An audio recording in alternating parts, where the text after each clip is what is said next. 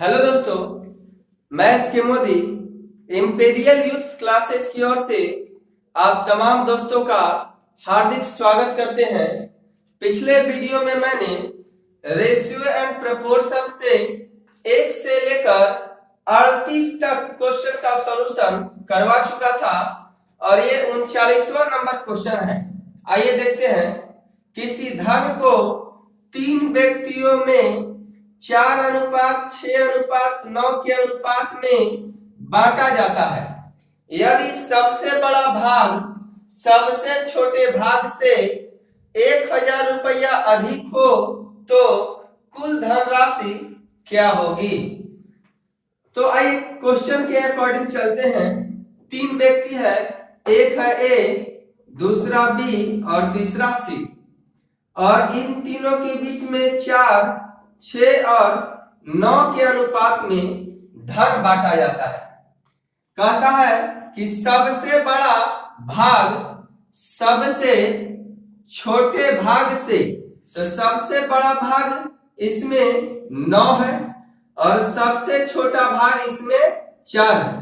तो सबसे बड़ा भाग सबसे छोटे भाग से 1000 रुपया अधिक है, यानी अनुपात में देखेंगे 9:4 से सबसे बड़ा भाग सबसे छोटे भाग से 1000 रुपया अधिक है। अब 9 में से 4 गया तो यहां बचा 5 बराबर 1000, इसलिए अनुपात 1 का मान 5 से 1000 कटेगा 200 बार। तो कुल धनराशि बताइए। तो कुल धनराशि टोटल जोड़ लेते हैं। 9, 6, 15, 15, 4, 19। तो 19 का मान निकालना है। तो 1 बराबर 200 रुपया, तो 19 बराबर 19 दूना का 3800। 19 दूना का 3800 रुपया आपका आंसर होगा। ऑप्शन नंबर 4 आपका सही जवाब होगा। क्वेश्चन नंबर 40 देखते हैं। यदि किसी धन को ए और बी में इस प्रकार बांटा जाए कि ए के हिस्से का 3 गुना बी के हिस्से के 2 गुने के बराबर है। ए के हिस्से का 3 गुना, ए के हिस्से का 3 गुना बी के हिस्से के 2 गुने के बराबर है, तो ए का हिस्सा पूरे धन का कौन सा भाग होगा। आइए देखते हैं। यह हो जाएगा ए और अनुपात बी, 2 इधर आ जाएगा और 3 उधर चला जाएगा। तो आपसे पूछा है ए का मान, जिसका मान पूछे उसको ऊपर और अनुपात के योगफल को नीचे लिखते हैं। 2 में 3 जोड़ेंगे 5, अतः 2/5 भाग ए का हिस्सा होगा। 2/5 भाग ऑप्शन नंबर 1। क्वेश्चन नंबर 41 देखते हैं। एक 70 सेंटीमीटर लंबे छड़ को 2 भागों में इस प्रकार बांटा गया है कि एक भाग की लंबाई दूसरे भाग की लंबाई का 2/5 है। एक भाग की लंबाई दूसरे भाग की लंबाई का 2/5। 2/5 का मतलब होता है 2:5। 2/5 का मतलब 2:5 हो तो छोटे टुकड़े की लंबाई क्या होगी। तो टोटल छड़ का लंबाई है 70 सेंटीमीटर। तो अनुपात में कुल छड़ की लंबाई है 2 और 5 7 सेंटीमीटर, लेकिन यहाँ क्वेश्चन में है 70 सेंटीमीटर।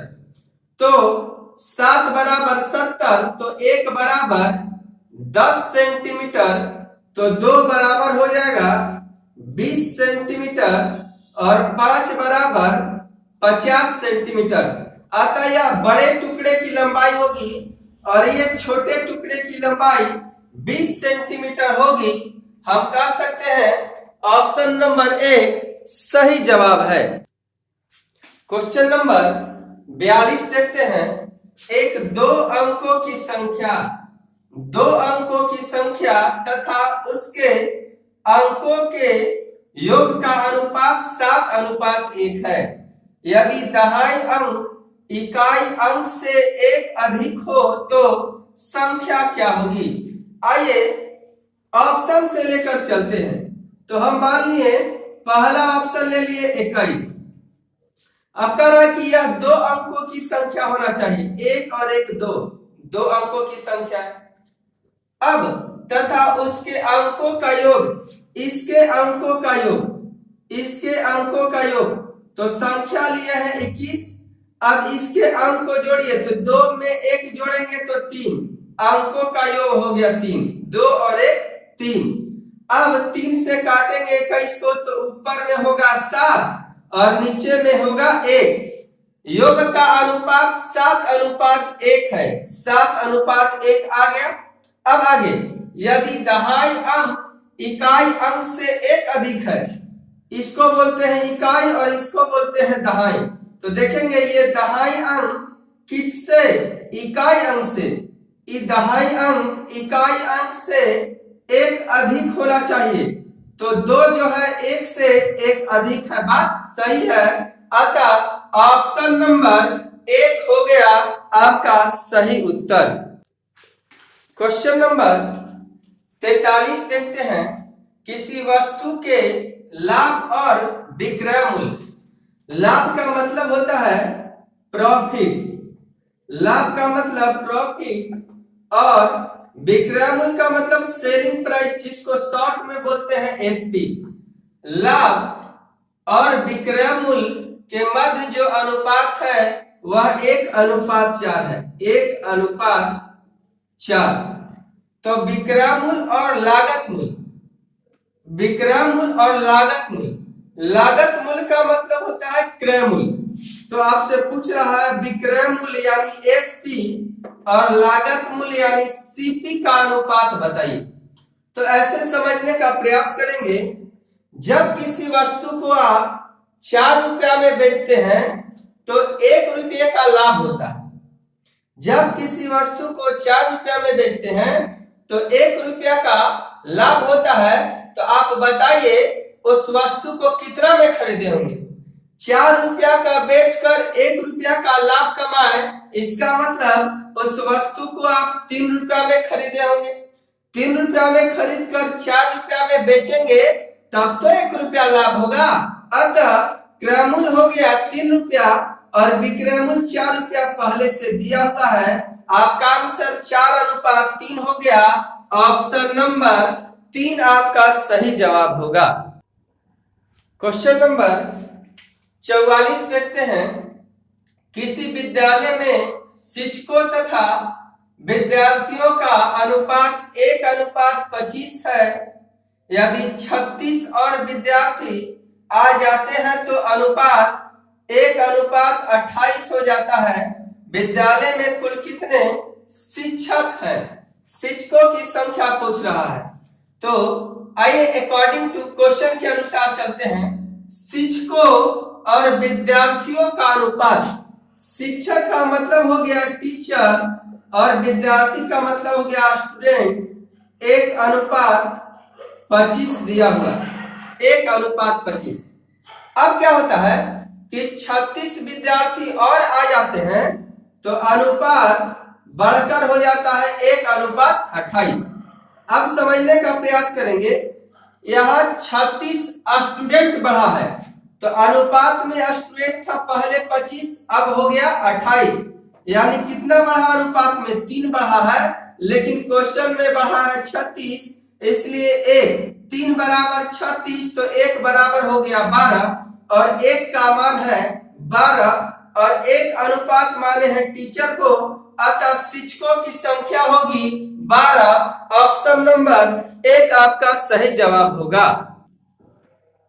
क्वेश्चन नंबर 45 देखते हैं। यदि विद्यालय में लड़कों तथा लड़कियों का अनुपात 3:2 है, यदि 20% लड़के तथा 25% लड़कियों को स्कॉलरशिप नहीं मिलता है तो कितने प्रतिशत विद्यार्थियों को स्कॉलरशिप मिलता है?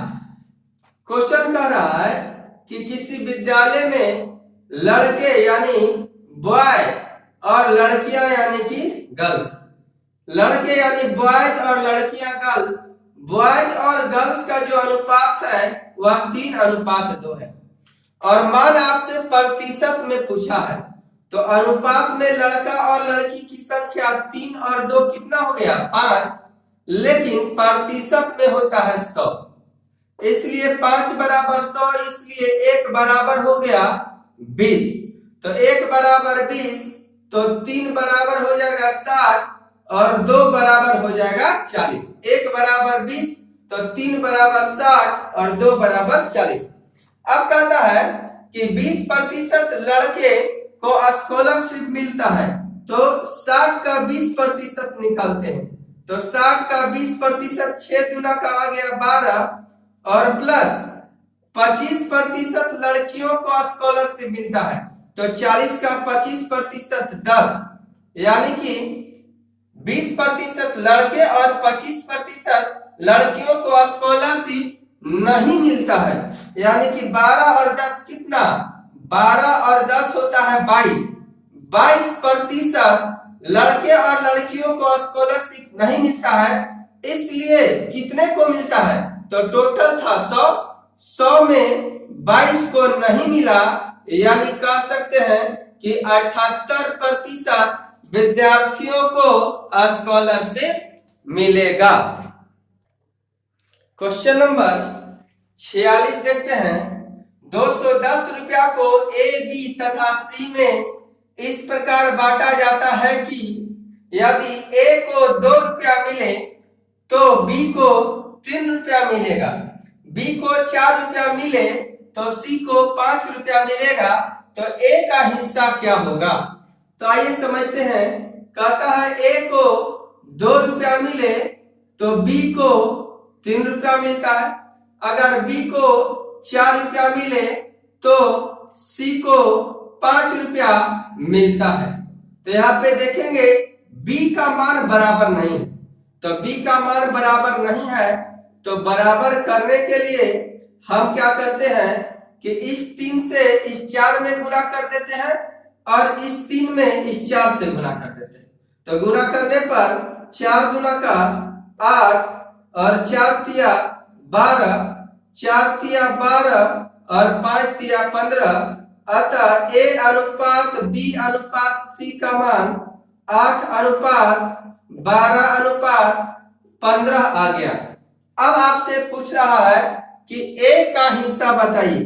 तो देखिए ए का मान पूछ रहा है, यहाँ पे निकाल देते हैं। जिसका मान पूछेगा उसको ऊपर और अनुपात के योगफल को नीचे। 12 8 20, 20 में 15 जोड़ेंगे 35 और गुना टोटल है 210 रुपया गुना 210। अब 7 से काटेंगे, 7 पचे 35 और 7 तिया 21 और 5 छक्का हो गया 30 और 8 गुने 6 8 छक 48। अतः ए का हिस्सा कुल धन का 48 रुपया मिलेगा ए को। क्वेश्चन नंबर 47 देखते हैं। किसी पार्टी में कुल उपस्थिति 252 है, 252 है, तो निम्न में से कौन पार्टी में महिलाओं तथा पुरुषों की संख्या का अनुपात नहीं होगा। बहुत ही महत्वपूर्ण क्वेश्चन है, एसएससी में लगभग 7 से 8 बार पूछ चुका है, तो इसको ऑप्शन के माध्यम से बनाएंगे। तो यहाँ पे आपको एक बात याद रखना होगा कि जिस अनुपात के योग से दी गई संख्या नहीं कटेगी वही अनुपात सही अनुपात होगा। फिर से एक बार सुनिए, जिस अनुपात के योग से दी गई संख्या नहीं कटेगी वही अनुपात सही अनुपात होगा। आइए इसका योगफल देखते हैं। 1 और 5 6 से भाग देते हैं तो 6 चौक का 24 और 6 दूना 12 कट जा रहा है। जिस हमने बोला है जिस अनुपात के योग से नहीं कटेगी नहीं कटेगी वही अनुपात सही अनुपात होगा, अतः यह गलत है। इसका योगफल देखते हैं तो 1 में 6 जोड़ दिए 7, 7 से काट कर देखते हैं, 7 तिया 21 और 7 42 कट गया, तो कट गया तो ये भी नहीं होगा। हम बोले हैं जिस अनुपात के योग से दी गई संख्या नहीं कटेगी, नहीं कटनी चाहिए। तो आइए ऑप्शन नंबर 3 चेक करते हैं। 1 में 7 जोड़ दिए 8, अब 8 से इसको भाग देंगे तो 8 से यह पूरा पूरी नहीं कटेगी, अतः 1:7 ऑप्शन नंबर 3 आपका सही जवाब होगा। क्वेश्चन नंबर 48 देखते हैं। एक पेटी में 1 दर्जन, 1 दर्जन का मतलब होता है 12 पीस, 1 दर्जन बराबर 12 पीस। 1 दर्जन शीशे थे, 12 पीस शीशा था। पेटी के गिरने पर टूटे हुए एवं बिना टूटे हुए शीशों का अनुपात निम्न में से कौन सा होगा? तो बिल्कुल 47 नंबर क्वेश्चन की ही तरह 48 नंबर क्वेश्चन है। हम बता चुके हैं कि जिस अनुपात के योग से ये दी गई संख्या नहीं कटेगी वही अनुपात सही अनुपात होगा। आइए चेक करते हैं। इनका योगफल 1 में 2 जोड़ दिए 3 और 3 से 12 कट जाएगा, इसलिए पहला ऑप्शन नहीं होगा। हम बोले हैं कि जिस अनुपात के योग से दी गई संख्या नहीं कटना चाहिए, क्या नहीं कटना चाहिए, वही अनुपात सही अनुपात होगा। यहाँ पे योगफल 1 और 3 जोड़ दिए 4, 4 से 12 कट जाएगा। तीसरा ऑप्शन चेक करते हैं। 3 और 2 5 और 5 से 12 नहीं कटेगा। देखिए 5 से 12 नहीं कटेगा, अतः ऑप्शन नंबर 3:2 आपका सही जवाब होगा। तो दोस्तों मैं रेशियो एंड प्रोपोर्शन का प्रीलिम्स और मेंस दोनों क्वेश्चन के कंटेंट को लेकर चल रहा हूं, यानी कि एकदम नीचे से ऊपर लेकर चल रहा हूं। हाई से हाई प्रोफाइल का क्वेश्चन हम आपके बीच रखने का प्रयास कर रहे हैं। अगर ये हमारा पढ़ाया हुआ वीडियो आपको अच्छा लग रहा होगा तो लाइक और सब्सक्राइब जरूर कीजिएगा और साथ में शेयर करना नहीं भूलिएगा।